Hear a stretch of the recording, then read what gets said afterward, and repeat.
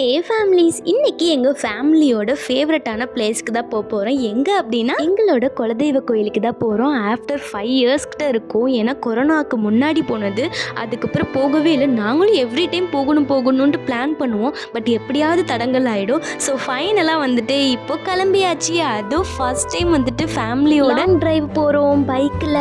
இது வரைக்கும் நாங்கள் பைக்கில் இவ்வளோ டிஸ்டன்ஸ்லாம் போனதில்லை. ஸோ ஃபர்ஸ்ட் டைம் வந்துட்டு போகிறோம்.